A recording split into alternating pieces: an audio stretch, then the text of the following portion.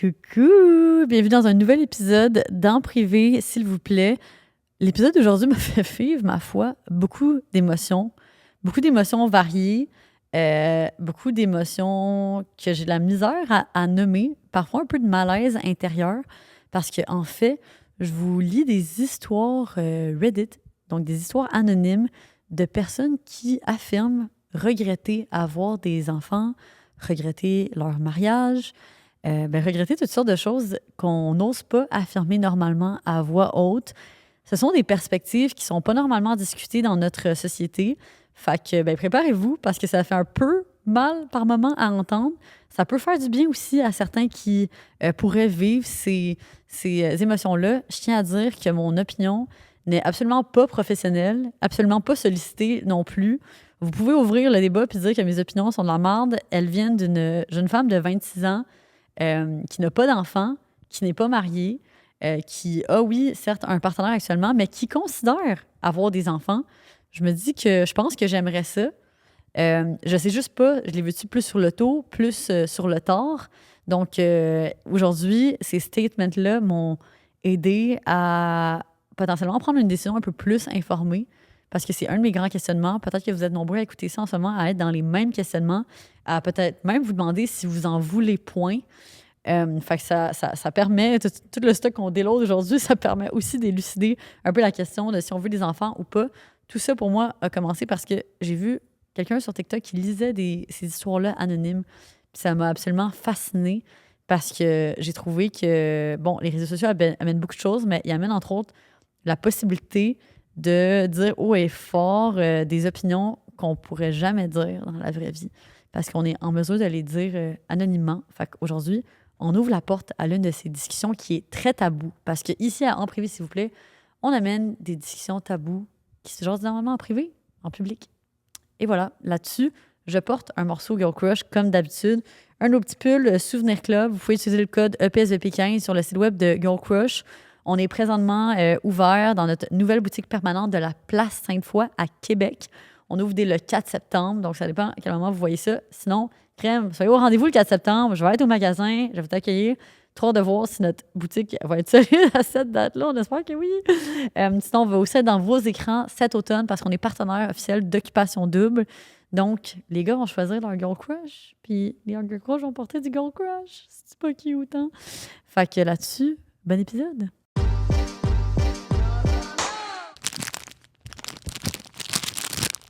Mais que contient ce sac mystérieux? Il contient ma collation préférée. C'est nul autre que les petits biscuits d'avoine, raisin et noix de WeCook. C'est un biscuit protéiné. Si vous ne saviez pas, WeCook, c'est non seulement un service de livraison de nourriture prêt à manger, santé à ta porte. En plus de ça, tu peux inclure dans tes commandes des petites collations en extra comme ça. Ça, j'adore ça parce que pour vrai, moi, mon red flag personnel, c'est que j'anticipe jamais le fait que je dois comme préparer un repas.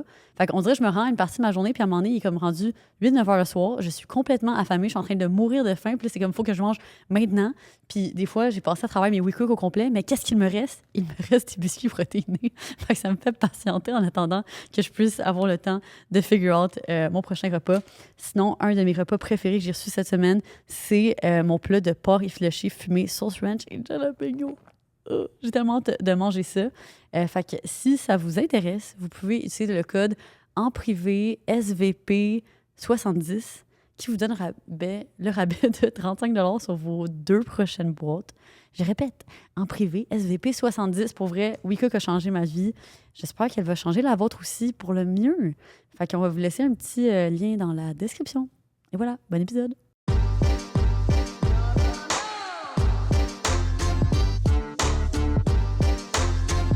De retour pour un nouvel épisode solo. Puis pour de vrai, j'ai très hâte à la discussion d'aujourd'hui parce qu'en fait, tout a commencé sur mon algorithme TikTok. On dirait que ces temps-ci, il y a beaucoup de choses qui commencent via le contenu qu'on consomme sur les réseaux. Puis je dois avouer que j'ai été assez flabbergastée quand j'ai commencé à voir ce contenu-là dans mon algorithme. Donc évidemment, quand tu commences à t'attarder plus longtemps à un type de contenu, l'algorithme est si bien fait qu'il t'en envoie encore plus.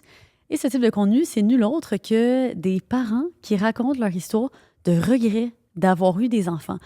J'ai trouvé ça tellement particulier d'entendre ça parce que, bien évidemment, c'est une perspective qui est assez mal vue dans notre société. C'est le genre de choses que les gens ne disent pas à voix haute normalement. Ce compte-là en particulier, c'est... Merde, je me rappelle pas c'est quoi le compte par cœur. On va le mettre en layover pour les gens qui écoutent sur YouTube.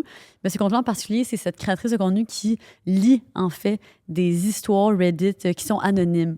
Fait que ce que je dis, c'est pas que j'ai vu nécessairement des parents qui disaient publiquement qu'ils regrettaient leurs enfants, c'est qu'ils le disent de manière anonyme sur Internet, puis il y a quelqu'un d'autre qui raconte cette histoire-là, mais ça demeure tout de même très perturbant parce que, ben c'est ça, comme je vous dis, c'est le genre de perspective qu'on n'entend jamais. Puis moi-même, n'ayant pas d'enfant pour l'instant et me demandant continuellement, bon, ben, ce serait quand le bon moment d'avoir des enfants? Mais là, d'entendre ça, t'es comme, ben, ça fait un peu peur, tu sais, parce que tout ce qu'on entend par rapport au fait d'avoir des enfants, oui, on entend que c'est difficile les premières années, définitivement, mais on entend que, overall, c'est une expérience positive, tu sais. Puis que c'est quelque chose, c'est beaucoup de bonheur, beaucoup d'amour, puis tout ça. Fait qu'aujourd'hui, je nous invite collectivement à regarder un petit peu plus le revers de la médaille pour qu'on puisse entrer tous ensemble dans ce cheminement-là avec un peu plus d'informations. Parce que je pense que, veux pas, ben, on a accès aux informations qu'on voit, tu sais. Puis on est beaucoup à aimer se lancer dans des aventures sans information. En fait, je dis ça, puis je sais qu'il y en a beaucoup ici qui font leurs recherches. Moi, personnellement, j'aime me lancer dans des aventures sans avoir trop d'informations. Il y a comme un bonheur... Quand on appelle ça déjà le bonheur de la naïveté. J'ai un blanc de mémoire sur c'est quoi le terme. Mais, ah ouais, le bliss of... En tout cas, j'en rappelle plus. Si vous vous rappelez c'est quoi l'expression, let me know en commentaire. Puis c'est ça, fait qu'on va collectivement pouvoir prendre des décisions un peu plus informées. Est-ce qu'on en veut les enfants? Est-ce qu'on n'en veut pas? Si on les veut à quel âge? Fait que j'ai récolté une variété d'histoires sur Reddit. Donc, encore une fois, des histoires qui ont été partagées de manière anonyme sur des gens qui affirment soit avoir regretté avoir des enfants ou comme regretter certaines dynamiques familiales, regretter avoir marié quelqu'un. Donc, pour rappel, cette saison-ci d'Imprévu, s'il vous plaît, est concentrée sur les couples. Parce que, maintenant, je peux l'affirmer, eh bien, Girl Crush est commanditaire d'Occupation 2! Fait que vu que cette année, on est très concentré sur, c'est ça, les couples, crime, on est associé à OD, on va aider des personnes à trouver leur girl crush. C'est pas un bon play on words, ça. On s'est dit qu'on allait y aller all-in, puis en privé, s'il vous plaît, on allait concentrer la saison sur beaucoup de choses qui entourent l'univers des couples. Puis pour vrai, les sujets sont assez infinis. C'est assez drôle. Donc, sans plus attendre, lançons-nous là-dedans. Donc, premier statement, je regrette d'avoir eu mon deuxième enfant et ça empire. J'ai une fille de 16 mois et chaque jour, je regrette davantage. Je déteste les matins et je la mets à la garde de hockey le plus vite possible. Les soirées sont difficiles. Je compte les minutes jusqu'à son coucher. Les week-ends sont les pires. Je préférerais être au travail 1000 fois plus tôt que de passer la journée avec elle. Oh my God. Elle pleure tout le temps et demande toute mon attention. Elle n'a jamais l'air heureuse et moi non plus. Si je pouvais revenir en arrière, je ne l'aurais jamais eu. Ouf. On dirait que ça c'est vraiment un couteau dans le cœur de lire quelque chose comme ça. Je trouve ça quand même assez difficile pour de vrai parce que, comme je dis, c'est définitivement une perspective qu'on n'entend jamais. La personne qui écrit ça m'a l'air assez seule même dans ses problèmes, dans cette situation-là. Elle a l'air d'avoir toute la charge sur les épaules. Pour de vrai, tout ce que je peux te souhaiter à toi, personne qui a écrit ça, c'est que ça évolue pour le mieux de ma compréhension. Cet âge-là, quand ils sont petits, en bas de 5 ans, c'est assez difficile, c'est assez demandant, mais on se dirait, c'est fou quand même de penser que quelqu'un préférait être au travail, puis on sait qu'il y a beaucoup de personnes, le travail, c'est vraiment difficile, préfère être au travail versus être avec son enfant, avec sa famille. Oh my God. Fait que, ouais, c'est quand même harsh à entendre comme perspective. Next one. Je regrette d'avoir des enfants et je me sens dépassée. J'ai 2 enfants, 14 et 10 ans. OK, fait que ça nous amène dans une braquette différente d'âge. J'ai 2 enfants, 14 et 10 ans, et être parent est vraiment difficile pour moi. Tous les 2 ont des défis. Ma fille souffre de dépression et a du mal à l'école. Mon fils a de l'anxiété et un possible trouble du spectre autistique. Je me sens constamment épuisée et seule, et parfois j'aimerais juste pouvoir échapper à ce stress. Je n'ai jamais voulu d'enfant, ni même me marier, mais c'était attendu de moi. Maintenant, je me retrouve à essayer d'élever 2 enfants tout en me sentant insatisfaite et dépassée. Je les aime d'une certaine manière, mais je me sens aussi frustrée et perdue. Je sais que je ne suis pas seule à ressentir ça et je cherche du soutien, pas du jugement.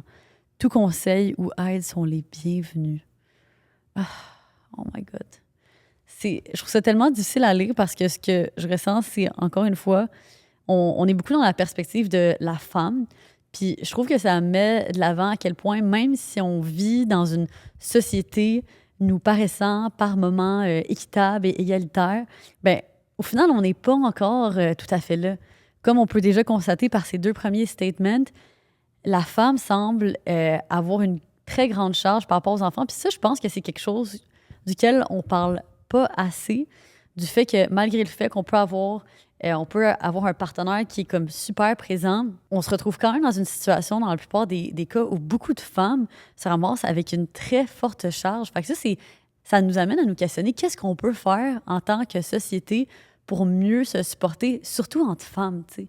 Parce que oui, on peut essayer de mieux éduquer nos partenaires pour avoir plus de présence, mais nous-mêmes, en tant que femmes, entre nous, qu'est-ce qu'on peut faire pour mieux se supporter dans ce rôle-là? On dirait que comme ce que j'entends, ce que je lis jusqu'à présent, c'est que c'est très isolant. Ces personnes-là se sentent pas épaulées, pas entendues. S'il y en a ici qui écoutent ça en ce moment, qui peuvent relate à ça, j'aimerais vraiment ça, lire vos conseils aussi dans la description, dans la barre de commentaires. Parce que, ben, comme vous voyez, pour vrai, on dirait que je trouve ça super émotif de lire ça. J'éprouve beaucoup d'empathie pour la personne qui écrit ça. Je pense que dans une telle situation, j'essaie de m'imaginer à sa place. Puis je me dis, puis je sais que c'est tellement plus facile à dire qu'à faire, mais ce que j'entends, c'est que t'as aucun temps cette personne-là a aucun temps pour elle. Puis il y a quelque chose qui est très comme glorifié dans notre société, puis c'est le fait de s'oublier en tant que femme, en tant que parent, afin de tout le temps mettre la famille, tu sais, en premier. Puis avant d'avoir une famille, comme mettons pour moi, comment le parallèle que je peux faire, c'est en tant qu'entrepreneur, c'est la chose qui est glorifiée de tout le temps passer l'entreprise en premier. Puis aussitôt que c'est quelque chose que je fais pas, mettons que je décide pour une semaine d'aller à, par exemple, Burning Man, ou par exemple, je décide de prioriser ma vie personnelle en faisant du télétravail pendant 3 mois afin de vivre un de mes rêves personnels. Ce que je remarque automatiquement en ligne, c'est de la haine à mon égard, de la méchanceté, parce que je décide de prioriser quelque chose qui est important pour moi et ce n'est pas ce qui est attendu ou normal de la part d'un propriétaire d'entreprise, un dirigeant d'entreprise devrait surtravailler, devrait tout le temps passer son travail en premier, tout le reste en dernier, devrait toujours se sacrifier, devrait faire le plus d'heures, devrait rester après le travail, avant, devrait faire toujours au-delà de ce qui est attendu. Puis je trouve qu'il y a un beau parallèle à faire avec le rôle de maman, parce qu'encore une fois, ce qui est attendu, c'est de t'oublier puis de tout le temps passer le reste avant toi, de tout le temps passer tes enfants en premier. Mais où est-ce que ça nous amène? Ça nous amène à se sentir complètement épuisé, à être en burn-out, à ne plus savoir on est qui, à avoir des crises identitaires. Puis à qui est-ce qu'on rend service en faisant ça? Parce que quand on devient dans ces états-là mentaux, comment est-ce qu'on est auprès des autres? Ben c'est sûr qu'on n'est pas une bonne version, tu sais, de nous-mêmes. On est même plus capable de show up pour nous-mêmes. On sait même plus on est qui. Fait que comment est-ce qu'on peut arriver dans ces contextes-là où est-ce que c'est attendu de nous de supporter toutes ces personnes-là? Tu sais, comment est-ce qu'on peut show up dans ces contextes-là si on n'a plus cette énergie-là du tout, tu sais? Fait que c'est pour ça, puis surtout, pour moi, personnellement, c'est rendu une thématique tellement importante dans ma vie cette année. J'ai 3 personnes qui sont mentalement à des endroits très, très, très difficiles. Fait que pour moi, j'ai décidé, Colin, il faut vraiment que je commence à plus me prioriser puis à prioriser le fait de maintenir mon bien-être, mon état mental. Fait que je pense que c'est quelque chose que c'est inconfortable à faire. C'est quelque chose on va continuer à se faire juger jusqu'à temps que ça devienne une norme sociale. Mais tant qu'on le fait pas tous, c'est-à-dire tant qu'on se met pas tous à prioriser ce bien-être-là pour soi, puis ces petits moments-là pour soi, ben, ça va pas devenir une norme. Puis on va jamais réussir à rendre ça accepté si on prend pas nous-mêmes ces étapes-là. Puis j'espère que juste en parlant de ça en ce moment, ça peut en inspirer peut-être quelques-uns à s'accorder un peu plus de douceur envers eux-mêmes, plus de douceur envers les autres. Colin, c'est tellement rough, la vie. Genre, tout le monde essaie de naviguer la vie du mieux qu'ils peuvent. Ayez un peu plus d'empathie envers les autres, envers vous-même. My God! Bref, fait que tout ce que je peux souhaiter, c'est à cette personne-là, vraiment, c'est d'essayer de s'accorder, de se retrouver en tant que femme. Puis c'est ça, de se réaligner un peu en attendant que les enfants continuent à grandir. Puis, hopefully, que ça amène à avoir une relation différente avec les enfants. Encore une fois, je peux parler pour ma part, mais pour moi, ma relation avec ma mère a tellement changé du moment que je suis devenue une adulte. Fait à cette personne-là qui a écrit ça, qui a vraiment de la difficulté avec ses enfants de 10 et 14 ans, je ne peux que te souhaiter que ça s'améliore. Puis je pense qu'il y a de la lumière au bout du tunnel. Je pense que les choses peuvent changer. Puis même mes amitiés puis les personnes que je connais qui ont eu des relations très tumultueuses, très difficiles avec leurs parents en étant adolescents, maintenant, à la vie adulte, leurs relations ont complètement changé. Fait que je pense que les choses peuvent changer. Next up. L'âge influence-t-il les regrets en parentalité? Donc ça, c'est l'une des questions sur lesquelles il y avait quand même plusieurs réponses différentes. Fait qu'on va en lire quelques-unes. Donc, j'ai eu mon fils à 18 ans et je pense que mon jeune âge joue beaucoup dans mes regrets. C'est d'ailleurs pour ça que je veux un seul enfant, pas plus. Beaucoup pensent qu'avoir un enfant jeune me donnerait envie d'en avoir un autre, mais c'est l'inverse. Quand mon fils aura 18 ans, j'en aurai 36. Il sera autonome et je pourrai enfin retrouver un peu d'indépendance. Pourquoi recommencer à zéro?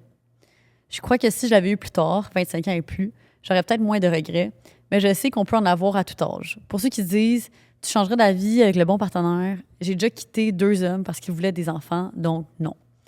Je trouve ça très intéressant, ce statement-là, parce que, premièrement, je trouve que la personne qui a écrit ça a une belle force de connaissance de soi. C'est quelque chose qui est très difficile, je trouve, de nos jours. En tout cas, moi, personnellement, je sais que je me fais tellement influencer par l'opinion des autres, par les gens autour de moi aussi. Puis je trouve que c'est comme une quête éternelle de essayer d'éteindre un peu le bruit autour de moi afin de connecter à ce que je veux réellement. Fait que je trouve que cette personne-là a une très belle force de savoir, crime, moi j'en ai eu un enfant, puis c'est tout ce que je veux. Ça, je pense que c'est un travail qu'on devrait tous prendre le temps de faire. Puis quand que je dis de prendre le temps de se prioriser dans sa vie, ben ça passe par là aussi. C'est de se donner ces moments-là de silence dans nos vies où est-ce qu'on est capable de shut down toutes les distractions, le noise around us pour s'écouter puis être comme, crime, veux-tu vraiment ça dans ma vie? Que ce soit au niveau des questionnements de couple, de partenaire, d'avoir des enfants ou pas, ou de carrière, tu sais, c'est applicable à tout dans la vie. Puis c'est pour ça que j'ai un tatouage écrit 444 sur mon bras ici. J'ai fait un bachelorette. I was not drunk, OK? Mais ça veut dire, j'avais peut-être pris un verre, là, whatever. Mais c'est un angel number qui signifie suivre son intuition. Parce que souvent dans ma vie, j'ai des questionnements existentiels. Genre, à chaque 2 mois à peu près. Puis je suis comme, man, what am I doing with my life? Je me demande, oh my God, j'ai fait un bruit bizarre. Je me demande si je suis sur le bon cheminement, si je prends les bonnes décisions, puis tout ça. Puis à chaque fois que j'ai été troublée par le fait d'essayer de trouver une réponse qui me tourmentait, finalement, la réponse était toujours à l'intérieur de moi. Puis les moments où je me posais donc bien la question, puis c'était donc bien compliqué de trouver la réponse, au final, c'est dès la minute que je réussissais à prendre un peu de temps pour comme déconnecter, puis pour me reconnecter à moi-même, puis essayer de m'entendre, je me rendais compte que crime, genre, it was in here the whole time. Puis quand je dis ça, peut-être qu'il y en a qui sont comme, qu'est-ce que ça veut dire prendre du temps pour soi? Pour moi, comment ça se traduit? C'est le fait d'éteindre mon téléphone cellulaire, genre je le pitch au bout de mes bras, je le mets dans une petite boîte, j'ai acheté une boîte sur Amazon qui se barre. Fait que là, je mets mon cell là-dedans parce que je suis accro à mon téléphone. Fait que ça, c'est une addiction sur laquelle je travaille. Mais je pitch mon cell, puis genre, hopefully, best case scenario, peut-être que je réussis à aller en nature, peut-être que je réussis à marcher en forêt pendant 3 heures. Mais sinon, si j'ai pas nécessairement cet accès-là, ben je peux juste aller faire une marche dans la ville pendant peut-être 1 heure, puis comme écouter rien ou écouter comme une certaine musique. Ou pour moi, sinon, ça veut dire d'aller courir en écoutant rien, ou en écoutant juste une musique, ça aussi, ça m'aide. Fait que moi, ça passe comme ça. Mais après ça, pour revenir au statement de la personne qui mentionne qu'elle a eu son fils à 18 ans, puis qu'elle mentionne le regretter. Je trouve ça intéressant parce que pour moi, un des questionnements, puis d'ailleurs, la raison que je voulais faire cet épisode-là aujourd'hui, c'est que je me demande, je suis mieux d'avoir des enfants plus sur le tôt ou plus sur le tard? C'est un de mes questionnements existentiels qui me tourmente en ce moment. Puis, comme je dis, moi, je suis quelqu'un qui. J'aime ça pas trop. Ah, c'était ça mon statement que je voulais dire tantôt. Ignorance is bliss, baby. J'aime ça pas trop, savoir pas trop prévoir, puis comme me pitcher un peu à pieds joints dans de quoi. Entre autres, c'est ce qui est arrivé avec Girl Crush. Je savais trop pas dans quoi je m'embarquais, puis comme here we are, 5 ans plus tard, avec cette énorme machine que j'aurais jamais cru qui prendrait cette ampleur-là. J'ai l'impression que l'aventure des enfants, c'est un peu même chose, but in a different font pour moi. C'est-à-dire que comme je préfère ne pas trop savoir, puis comme sauter à pieds joints dedans, mais depuis que j'ai commencé à entendre les statements sur Reddit que ce compte-là sur TikTok parlait, j'étais comme, oh shit, je devrais-tu prendre plus d'informations? Fait que moi, je suis un peu en mode, ça va arriver quand ça va arriver, mais là, je me questionne si c'était une bonne stratégie. Fait que c'est pour ça que je suis en quête d'informations. Fait que là, cette personne-là, pour elle, elle a beaucoup de regrets parce qu'elle a pas vécu sa jeune vie d'adulte. Ce que je comprends. Parce que même moi, crime, j'ai 26 ans, puis je me demande si j'ai des enfants demain matin, je suis comme, il y a encore tellement d'expériences que j'ai envie de vivre. Puis là, j'entends déjà les gens qui disent, ouais, mais tu sais, les enfants, ça te freine pas d'avoir des expériences de vie. Mais comme, soyons honnêtes, ça doit être vraiment plus compliqué, puis vraiment plus de logistique. Peut-être pour le mieux, peut-être pas. Comme, je pense que ça dépend aussi beaucoup du tempérament, mais comme, faut quand même que tu sois prêt puis que tu as une bonne dose d'énergie si tu veux vivre une panoplie d'expériences. Mettons, là, moi, je me dis, j'aimerais ça comme faire plus d'alpinisme. T'es avec un bébé de genre 2 ans, grimper Everest Base Camp. Peut-être que ça se fait, mais comme, ça va être quand même compliqué. Fait qu'il y a quand même certaines choses que je pense qui sont plus simples à vivre sans.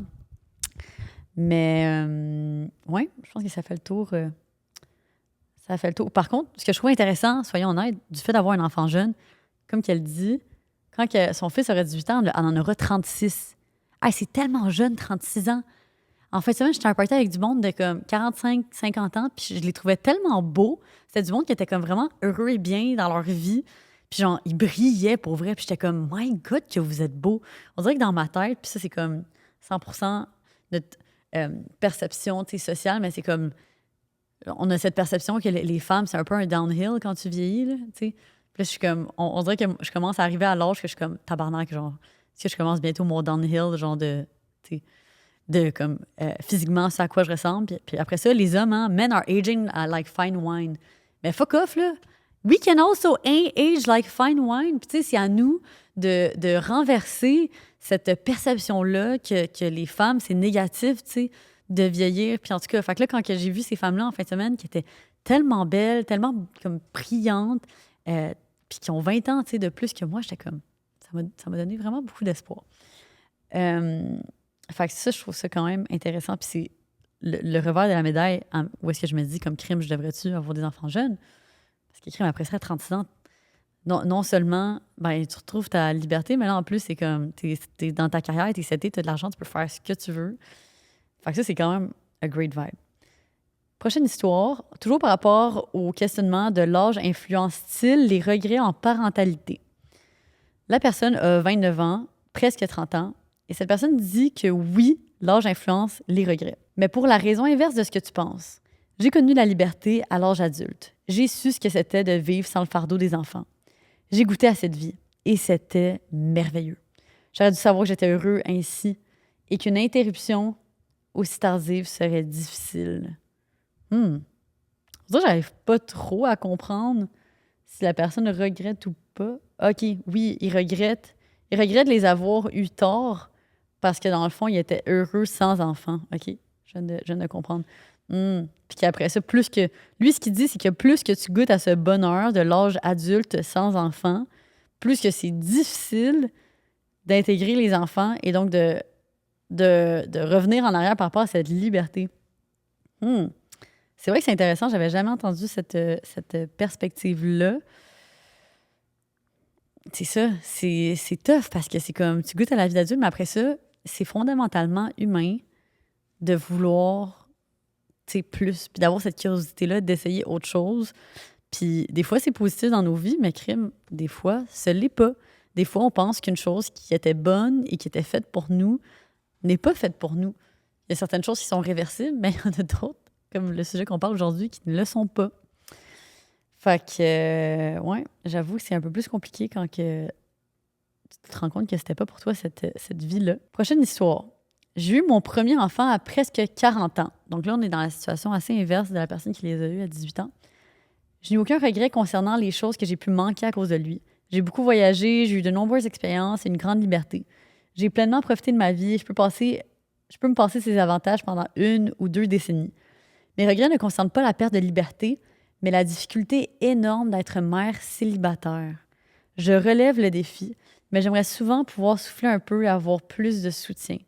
Je regrette surtout les circonstances dans lesquelles je suis devenue mère. Ah, ça me fait tellement comme de la... Ça me touche de lire ça. Encore une fois, ça revient un peu à ce qu'on parlait en début d'épisode.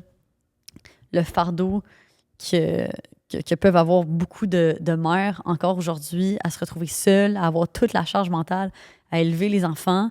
Personnellement, je vote à ce qu'on crée une pétition pour comme crime plus rassembler, créer une espèce de communauté entre ces mères-là. J'imagine qu'il y a peut-être des groupes Facebook. Quoi d'autre est-ce qu'on peut faire en tant que société pour plus supporter ces personnes-là? Puis si nous-mêmes, on est dans cette situation-là, c'est quoi l'initiative qu'on peut prendre en tant que mère célibataire pour venir rejoindre ces autres mères-là, tu sais? Maintenant, je trouve qu'avec les réseaux sociaux, il y a tellement un beau pouvoir, justement, qu'on a. Il y a peut-être quelque chose qu'on peut faire, peut-être même via Instagram. Je pense aussi qu'on vit dans une ère où est-ce que on a ce semblant de sentiment de communauté via les réseaux sociaux, mais plus que jamais, on se sent tellement seul. Tout le monde se sent tellement seul de nos jours parce que les réseaux sociaux nous donnent cette perspective de connexion. Puis oui, on peut rencontrer des personnes qui vivent la même réalité que nous. Je pense que, tu sais, si t'es une mère célibataire, il doit y avoir des groupes différentes manières de rencontrer d'autres mères qui sont dans cette situation-là. Peut-être que vous pouvez échanger en ligne. Mais après ça, ce qui arrive, c'est que ces échanges-là virtuels nous donnent l'impression qu'on a eu un lien communautaire. Puis là, ça vient remplacer dans nos vies des liens communautaires qu'on aurait eus normalement.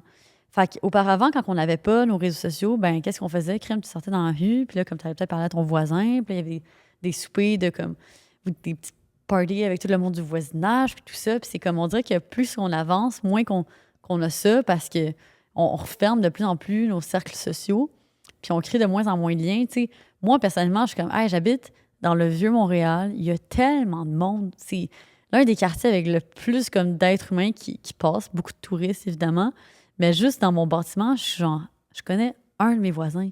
Il y a comme 120 personnes qui habitent dans mon bâtiment.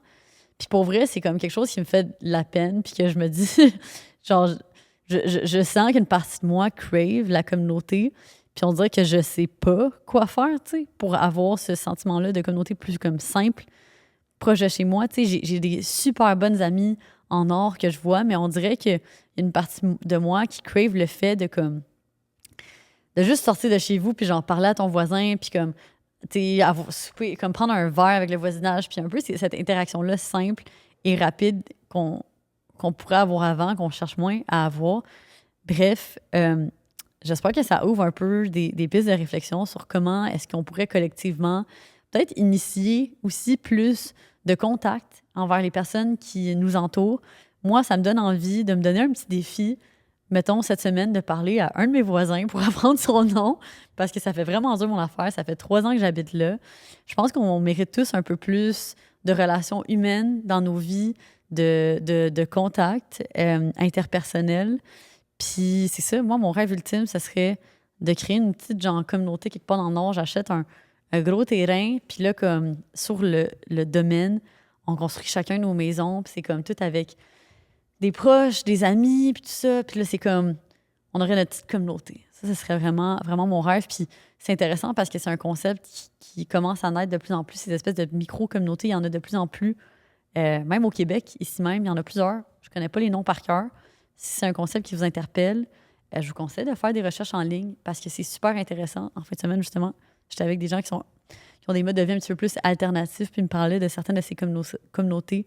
Puis c'est vraiment beau à voir l'entraide qu'ils peuvent faire preuve.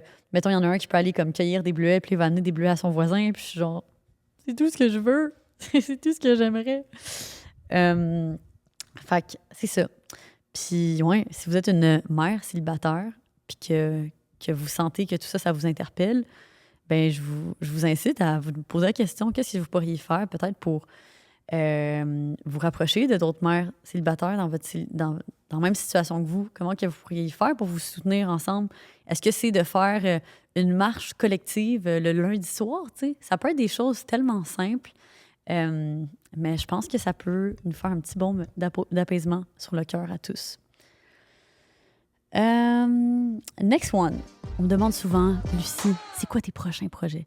Eh bien, l'un des projets que j'avais commencé à développer en début d'année, mais que là, j'ai dû mettre de côté récemment parce que pour vrai, cet été a été absolument crazy, c'est le développement de mon propre site web, lucieréaume.com. En fait, je ne sais pas encore si je mets lucieréaume.com ou genre productionlucie.com ou en tout cas, ou juste lucie.com. Vous me direz en commentaire ce que vous en pensez.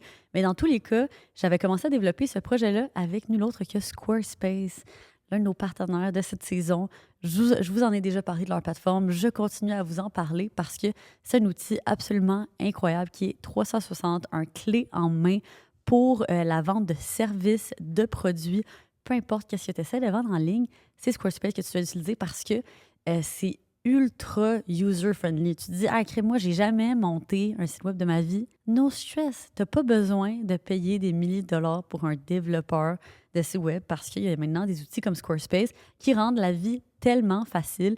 Via ce site web, tu peux non seulement utiliser leurs outils qui ont recours à l'intelligence artificielle pour t'aider à rendre plus vite le processus de création. En plus de ça, ils ont des outils incroyables comme le SEO intégré.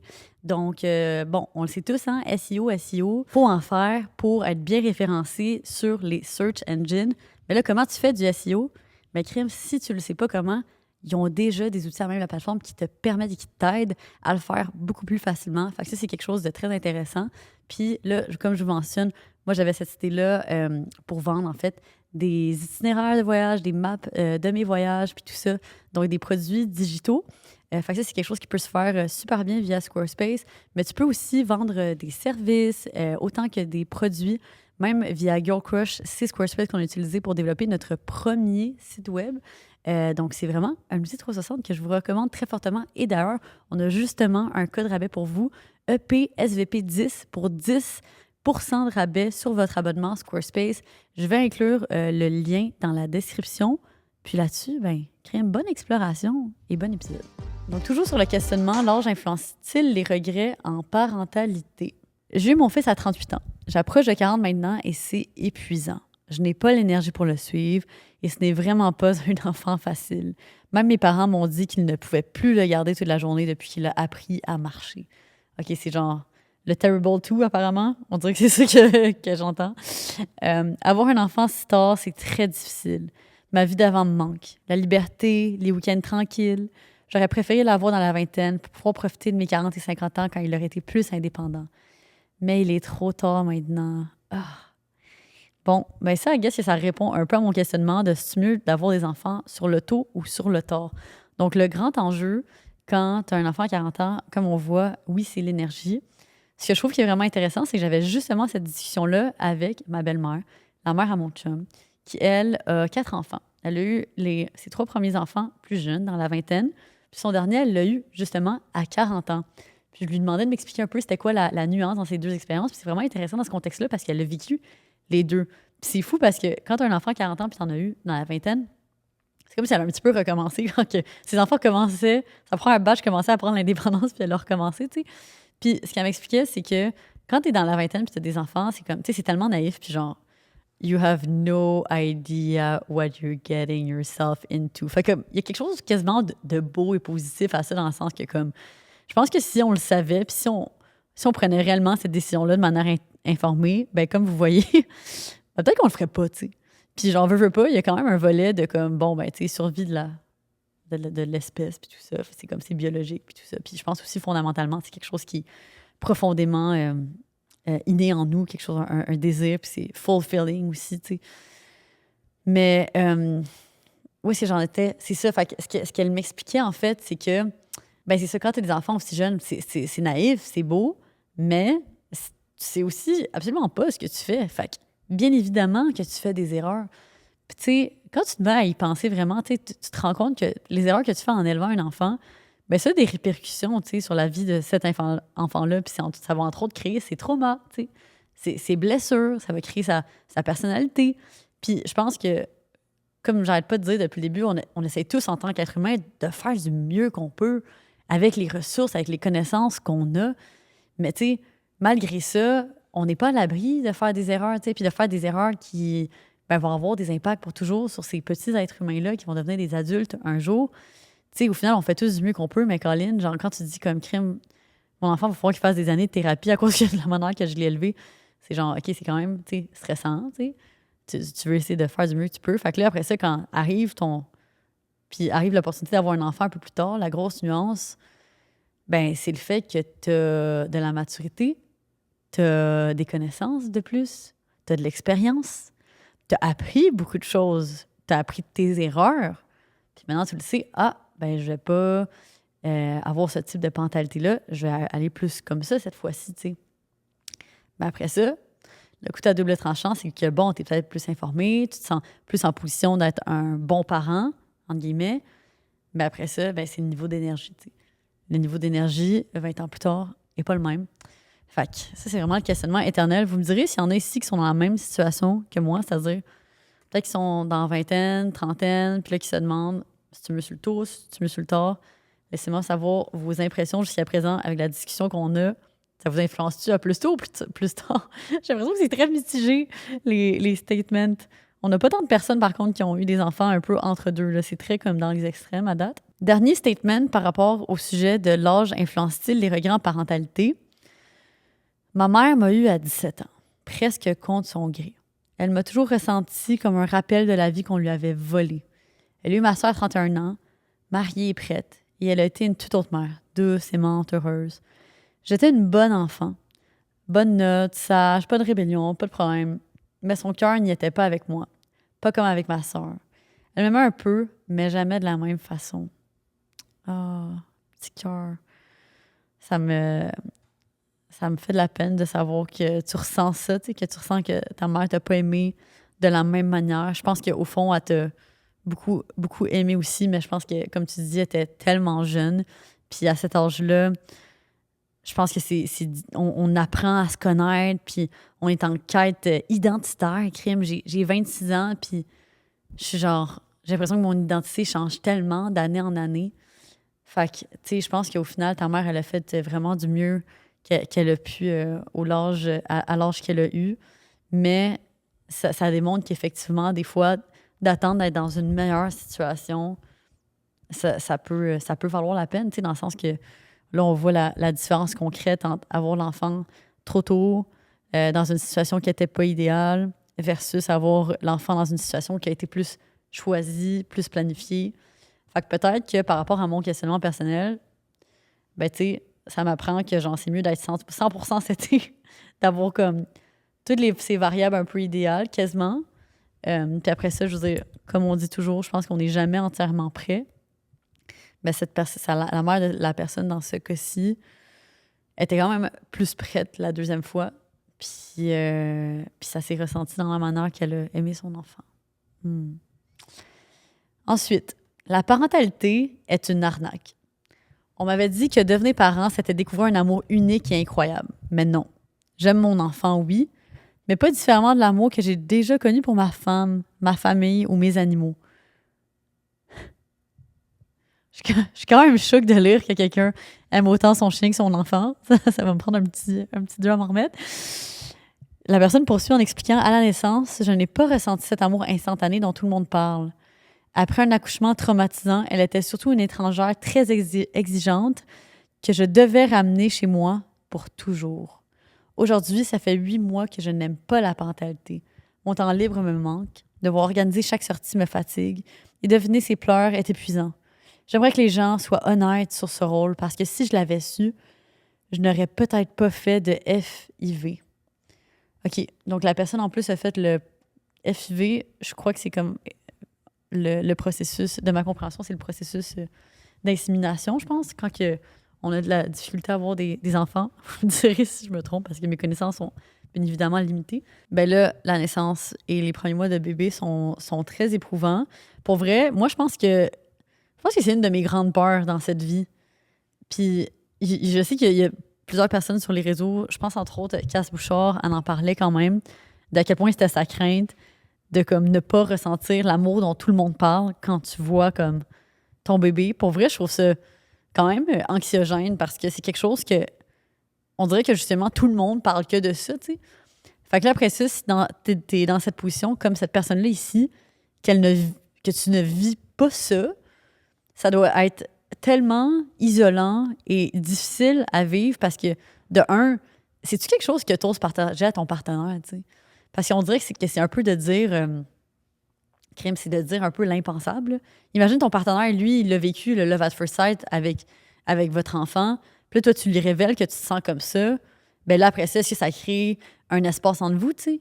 Est-ce que ça compromet même votre amour dans votre relation, tu sais, la solidité de votre couple? Fait que j'ai l'impression que ça doit être tellement difficile comme émotion à vivre, puis parce que justement, personne n'en parle. Fait que je suis vraiment, ben pas heureuse, là, mais je trouve ça bien qu'on puisse en parler aujourd'hui sur le podcast parce que peut-être qu'il y a certaines personnes qui écoutent ça en ce moment se sont senties comme ça quand ils ont eu leur enfant.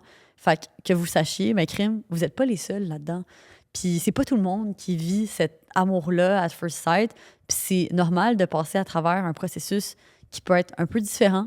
Puis je pense pas que ça veut dire que tu vas toujours te sentir comme ça par rapport à ton enfant. Je pense que comme n'importe quelle relation, à the end of the day, la relation avec son enfant, d'abord et avant tout, c'est une relation avec un autre être humain, tu sais. Puis tu sais, quand on pense à ça, là, quand on pense aux relations qu'on a développées nous-mêmes dans cette vie, tu sais, de manière consciente, comme les amitiés que tu as pu tisser, ou juste l'évolution que tu as avec, mettons, un de tes parents, ou comme un cousin, tu sais, peu importe c'est qui, nos relations humaines évoluent tellement au cours de nos vies. Une personne avec qui tu es super proche à un moment, ben à un moment donné, tu peux être un peu moins proche, ou comme c'est vraiment une espèce de roller coaster, puis c'est normal, c'est pas linéaire. C'est des courbes de même, tu sais. Fait que je pense que c'est bien d'accepter le fait que nos relations évoluent, puis que c'est normal, tu sais, puis que cet amour-là a le potentiel d'évoluer. Puis c'est intéressant aussi, je trouve, le choix de mots de que son bébé, c'est une étrangère très exigeante. Moi, je trouve ça fou aussi de penser le fait que, tu sais, initialement, le bébé que t'as, tu sais, c'est une extension de toi, là. C'est une extension de toi jusqu'à temps qu'on courbe le cordon ombilical. Puis après ça, j'imagine que tu le tiens, puis t'es comme... Tu sais, est-ce que tu penses que c'est encore une extension de toi ou est-ce que tu réalises graduellement que finalement, crime, c'est un autre être humain? Puis c'est finalement, en effet, un étranger, tu sais, dans le sens que tu n'as aucune idée comment il va évoluer cet être humain-là. Tu sais, à un certain point, comme tu as beau faire tu sais, tous les choix que tu veux, puis comme contrôler l'environnement autour de cet être-là autant que tu veux, il y a une grande partie de lui, puis bon, ça c'est différents courants de pensée en psychologie, mais quand même une grande partie de lui qui va être tu sais, propre à son propre être, tu sais, qui est hors de ton contrôle. Fait que cette notion-là, je la trouve vraiment intéressante. Puis honnêtement, plus j'y pense, plus ça me fait peur. Plus ça me fait peur. Tu mets au monde un petit étranger, puis t'es comme tu le connais pas, puis t'apprends à le connaître. Puis genre, what if you don't vibe with him? C'est paniquant, là. Mais comme, hopefully, je veux dire, c'est une partie de toi quand même. Fait que j'imagine qu'on va rester optimiste, là, pour ceux qui veulent avoir des enfants. Sinon, pour ceux qui ont des doutes et qui penchent plus vers le non, ça vous donne une raison de plus de ne pas avoir d'enfant. Pas mettre au monde un étranger. Donc, prochain statement. Mon mari veut l'école à la maison, mais moi, j'ai besoin de temps pour moi. Mon mari veut que notre fille soit scolarisée à la maison, mais moi, je refuse. Parce que ce serait moi qui devrais l'instruire, pas lui. Lui, il part à son bureau tranquille et calme, pendant que moi, je suis coincée à la maison 7 jours sur 7 avec notre fille de 19 mois. J'attends avec impatience le jour où je pourrais enfin la déposer quelque part et rentrer chez moi pour avoir un vrai moment seul. J'en peux plus et je ne le ferai pas. Il n'est pas content, mais il ne comprend pas. J'ai été diagnostiquée avec une dépression postpartum et je me sens toujours pas moi-même. Aussi paradoxal que ça puisse paraître, j'aime ma fille, mais je n'ai jamais voulu être mère. Et mon avortement médicamenté a échoué. Alors, l'école à la maison, jamais de la vie. Ben, premièrement, je tiens à dire, je suis tellement désolée que tu vives ça pour de vrai avec les technologies puis les ressources qu'on a aujourd'hui. Je ne pourrais qu'espérer que les ressources qu'on a pour éviter de donner naissance à quelqu'un quand on n'est pas dans une situation souhaitable ou qu'on n'est pas prêt à ça, ben, tu sais, l'objectif, c'est que ça fonctionne, là. Fait que là, c'est comme que tu as eu l'intention de ne pas poursuivre cette grossesse-là, puis que là, tu vas dans cette situation-là, ça doit être extrêmement difficile. Puis là, après ça, par contre, je trouve que le fait que tu affirmes, genre, je dis ça comme si la personne avait écrit ça à moi. La personne l'a écrit sur Reddit, fait qu'elle va sûrement jamais m'entendre, mais je trouve que le fait que la personne affirme que elle, ce qu'elle veut, elle veut pas faire l'école à la maison, mais tu sais, je trouve que c'est honorable, puis je trouve que tu devrais continuer à t'écouter. Tu sais, tu le sais fondamentalement que c'est pas ça que tu veux. Tu es déjà dans une situation que tu voulais pas être, ben crime, essayons de travailler avec ce qu'il y a actuellement. Tu sais, là, c'est comme on peut pas revenir en arrière. La situation est telle qu'elle l'est. Mais si on peut au moins contrôler certaines variables qui font en sorte que ta vie peut être un peu plus adaptée à tes désirs, à ce que tu as réellement envie, ben crime, genre, suis-les, ces désirs-là. Là. Tu devrais pas te plier à la demande de partenaire, de ton partenaire. Quand tu choisis ta personne, quand tu choisis ton partenaire, puis que vous vous engagez sur un projet ensemble, dans ce cas-ci, le fait d'avoir un enfant, c'est une décision qui se fait à deux, puis toutes les décisions devraient se prendre à deux dans mon monde à moi, tu sais. Je pense pas que tu devrais subir ce que l'autre personne veut, surtout si c'est toi qui vas prendre la charge, tu sais. Je trouve que ça fait aucun sens, puis ben, c'est important que tu t'écoutes, sinon c'est comme déjà là, d'être dans cette situation-là qui n'était pas idéale. Si tu continues à enfreindre tes limites, tes enfreins, c'est dans ces contextes-là qu'on ne devient que l'ombre de soi-même, tu sais, puis qu'on se met à plus se reconnaître, tu sais. Puis t'es même plus t'es qui en tant qu'individu. Fait que si t'es capable de préserver un peu de ton individualité en t'accordant ces moments-là où est-ce que tu déposes la petite à la garderie, puis genre, tu déposes la petite ou le petit, tu sais, à l'école, ben crime, ça sera ça qui est ça, tu sais. Next one. Forcée à devenir mère ado, comment faire la paix avec ça? Je suis tombée enceinte 2 mois avant mes 16 ans, malgré une contraception prise correctement. Je voulais interrompre la grossesse, mais dans mon état, il fallait l'accord parental. Ma mère a refusé, m'a dit que c'était le mieux, et je n'ai pas eu d'autre choix que de garder le bébé. Aujourd'hui, j'ai 19 ans. J'ai fini le secondaire à 16 ans. Je poursuis un bac en IT. Je vis avec ma fille et son père et j'ai accompli beaucoup. Mais je me sens épuisée, stressée et comme si j'avais brûlé les étapes de ma jeunesse. Je n'ai pas de vraie vie sociale. Je me sens isolée, jugée comme maman ado, peu importe mes réussites. J'aime ma fille profondément, mais je garde une grande amertume. Ma mère m'a retiré mon choix. C'est moi qui ai perdu mes années d'ado, pas elle. J'ai du mal à accepter ça, même en thérapie. Ma question, comment lâcher cette rancune et faire la paix avec mon histoire pour avancer et offrir le meilleur à ma fille? Ah, my God. Je trouve ça tellement triste d'être dans cette situation-là où est-ce que quelqu'un a fait un choix pour toi. C'est profondément horrible. Puis je sais qu'en ce moment, aux États-Unis, c'est comme une discussion qui refait surface. Je comprends même pas. Pour moi, ça va absolument à l'encontre de mes valeurs. Puis je trouve ça absolument outrant qu'en 2025, on questionne le droit des femmes de pouvoir choisir ce qu'elles veulent faire avec leur corps et que des hommes d'une cinquantaine d'années dans le Sénat décident qu'ils ont un mot à dire là-dessus. Ça fait aucun sens. Je trouve ça dégueulasse. Puis je trouve que l'histoire qu'on lit actuellement, ça démontre à quel point c'est traumatisant d'infliger ça à un être humain qui est pas prêt à avoir un enfant. Crime, mais elle, de un, à quel point, comme tu as beau faire les années de thérapie que tu veux, c'est extrêmement difficile comme embûche à vivre. Puis là, elle n'aura pas d'autre choix que de figure out comment passer par-dessus parce que, tu sais, l'être humain est là, tu sais, sa fille est là. Puis évidemment qu'elle veut faire, tu tu sais, le mieux qu'elle peut pour élever sa fille, mais Colin n'était pas prête, c'est pas ce qu'elle voulait, puis elle n'a pas pu accéder à la ressource qu'elle aurait voulu à cause d'une loi, tu sais, à cause de l'accord parental.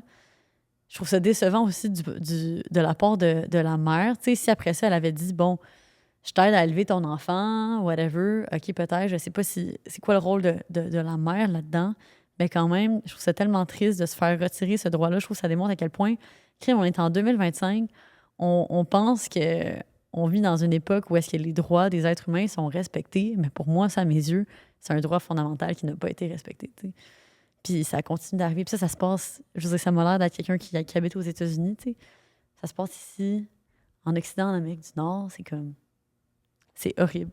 C'est vraiment horrible. Mais après ça, la question, comment lâcher cette rancune et faire la paix avec mon histoire pour avancer et offrir le meilleur à ma fille, pour vrai, ça va au-delà de mes capacités à savoir quoi répondre à cette question-là. Personnellement, je pense beaucoup de thérapie, beaucoup de ressources, de groupes de soutien peut-être. Je pense qu'il y a des groupes de soutien qui existent pour les jeunes mères. Ça revient au questionnement tantôt, peut-être les groupes Facebook aussi, de trouver d'autres personnes qui sont dans des situations similaires à la tienne, avec qui tu peux échanger, avec qui tu peux vider ton sac, puis genre partager à quel point ça va pas, puis tu trouves ça rough. Je pense, en tout cas, personnellement, ce serait ça mon réflexe si j'étais dans une telle situation. Mais pour de vrai, ça me fait vraiment de quoi de lire qu'une jeune femme met dans cette situation-là. Là. Ouf, OK. Next up, on change un peu de registre. Je regrette d'avoir épousé ma femme. Par rapport au mariage. Fait que là, on sort un peu du registre des enfants. Il y a eu quand même des trucs qui ont été, ma foi, assez dark. Pour vrai, j'ai trouvé ça quand même difficile comme épisode. Fait qu'on va continuer. J'aime ma femme, mais elle n'est pas une bonne partenaire de vie. Elle ne travaille pas, ne fait pas de budget, impose toujours ses choix. Voyage, déco, télé. Et notre maison est un chaos rempli de boîtes et d'animaux qu'elle ramène sans mon accord. Je gère tout. Les enfants, les devoirs, les rendez-vous, les factures, les corvées. Si je tombe malade, rien n'est fait jusqu'à ce que je m'en occupe à nouveau. Malgré ma carrière et le fait de subvenir seule aux besoins de 5 personnes, nous nous enfonçons dans les dettes. Je l'aime encore, mais je me sens piégée. Si je pars, elle serait incapable de s'en sortir et je refuse de faire vivre à mes enfants un divorce comme j'ai connu. En réalité, j'ai choisi une dépendante au lieu d'une partenaire. Je suis épuisée d'être seule au milieu de tout le monde. Ouf. My God. C'est définitivement une situation qui semble particulièrement difficile à naviguer. J'ai entendu quelque part que le choix le plus important qu'on fait dans nos vies, c'est celui de notre partenaire. Donc, ce serait même pas le choix de notre carrière, le choix de notre cercle d'amis, mais ce serait vraiment la personne avec qui on choisit de bâtir notre vie. Puis je trouve que ce statement-là renforce justement l'importance de ce choix-là. Parce que des fois, peut-être qu'on est dans une situation où est-ce que soit qu'on on décide de remarquer certaines choses de la personne, peut-être qu'on se pose pas la question plus qu'il faut, ou on décide de faire abstraction, tu sais, des volets négatifs de la relation parce que on se dit crime, on est capable de passer par-dessus, on se dit que peut-être qu'on n'est pas capable d'avoir mieux. Fait qu'on pense que c'est le partenaire idéal pour nous. Mais finalement, je trouve que ce que ces histoires-là mettent de l'avant aussi, c'est que on a beau peut-être essayer de passer par-dessus des points négatifs d'une relation au début de la relation, finalement, ils finissent toujours par ressortir. Puis ils finissent toujours par ressortir d'une manière qui a l'air encore pire. Parce que plus que tu avances dans la relation, plus que vous avez des engagements ensemble, puis plus que ça devient difficile de changer de partenaire puis de revenir en arrière au final, tu sais. Fait qu'au final, essayons le plus possible de choisir les bons partenaires dès le début. C'est tellement plus facile à dire qu'à faire parce que, comme j'arrête pas de dire, on est des êtres humains puis on fait tous du mieux qu'on peut, mais je pense que ça incite à... Ça nous confirme, en fait, que surtout ces temps-ci, avec la trend des red flags, le terme red flag, si vous voyez des red flags dans votre relation, puis que vous n'avez pas encore particulièrement d'engagement, en fait, que vous ayez des engagements ou non, ben restez pas là. Parce que vous ne méritez pas ça. On mérite tout ce qu'on rêve d'avoir dans cette vie. Puis ça, c'est comme la première chose qu'il faut vraiment comprendre. Puis si on pense pas qu'on les mérite, toutes ces choses-là, ben là, c'est un problème de confiance en soi qu'on doit venir travailler puis essayer de get at the bottom of. Euh, Parce qu'on les mérite, toutes les belles choses. Puis on mérite d'être aimé. On mérite d'être dans une relation saine. On mérite d'être avec un partenaire qui contribue autant à la vie de couple, à la vie familiale, tu sais, que nous, ou qui de créer ces ententes-là où est-ce que la communication, tu sais, règne, puis où est-ce qu'on est capable d'être bien. Puis c'est normal qu'il y ait des moments difficiles dans nos vies, mais je pense qu'on mérite tout ce qu'on rêve d'avoir, tu sais. En tout cas, ça, c'est mon humble avis.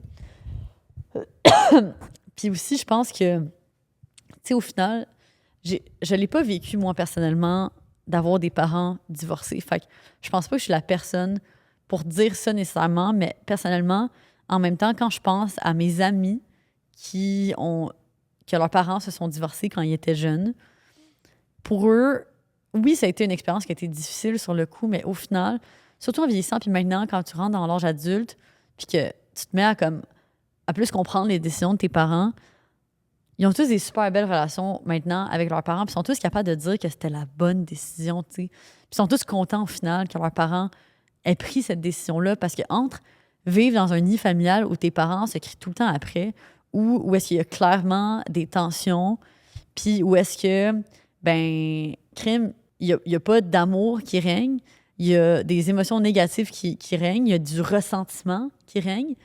Entre ça ou, bon, vivre le genre band-aid à arracher, qu'il y a un divorce, mais qu'après ça, potentiellement, tes parents sont heureux et épanouis, je pense que ça donne, en tout cas, c'est mon impression, je pense que ça donne un plus beau modèle parental de se choisir en tant qu'être humain, tu sais, puis de décider que crime, je suis pas bien dans cette situation-là, je mérite mieux que ça, je suis plus capable de sortir de là, puis de se donner la chance de trouver quelqu'un, tu sais, qui te donne tout ce que tu mérites, tu sais, puis qui t'offre cet amour-là qu'on mérite tous de vivre dans nos vies, tu sais. Puis tant aussi longtemps que tu restes dans cette relation-là qui est malsaine, at the end of the day, ben c'est quand même des années que tu ouvres pas la porte à être dans une meilleure situation de vie. Fait que, tu sais, je pense que c'est un mal nécessaire qui peut amener à une meilleure situation plus tard. Après ça, bon, vous me direz, vous pourrez me lyncher dans les commentaires, ceux qui ont eu des parents divorcés puis qui sont en complete disagreement with me.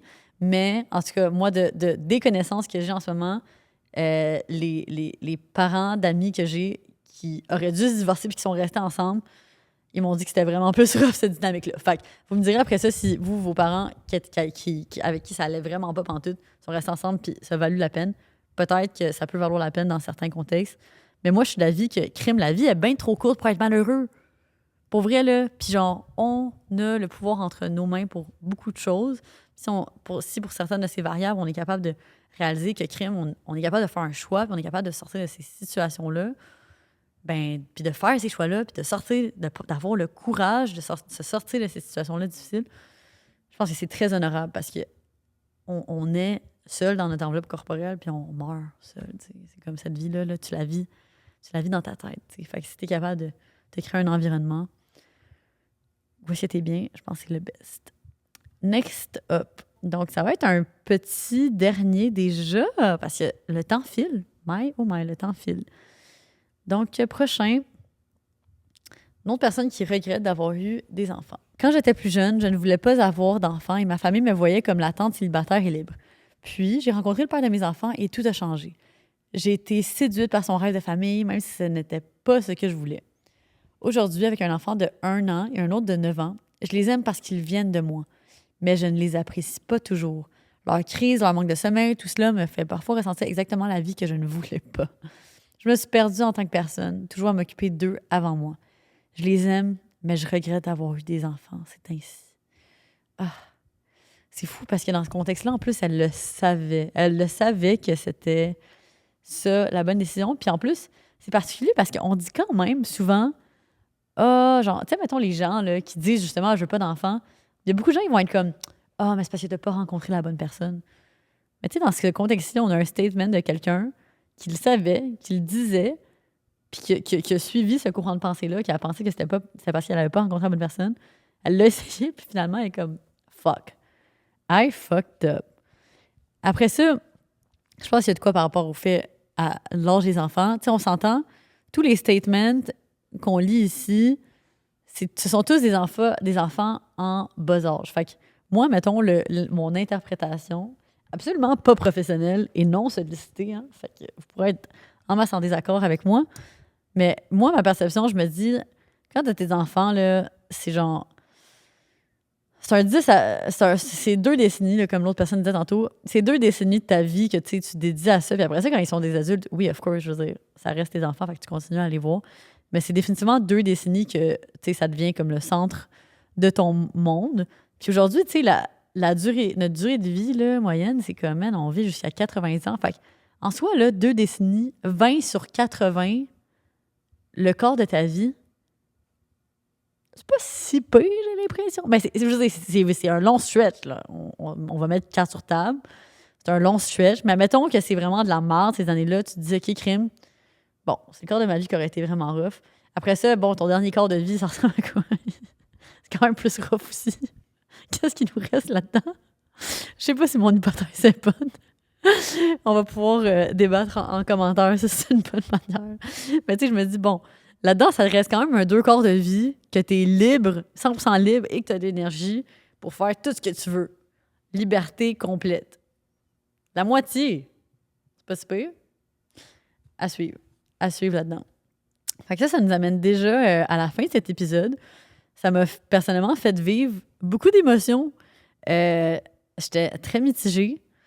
J'espère que ceux qui éprouvent ces sentiments-là, qui peuvent être perçus comme un petit peu plus négatifs, se sentent moins seuls. Parce que définitivement que ces perceptions-là, si tu les as, peuvent être très isolantes, puisque on s'entend, c'est des perceptions qui sont très difficilement acceptées par la société. Si ça vous a fait vivre toutes sortes d'émotions, vous aussi, crime, je suis contente que je sois pas seule là-dedans.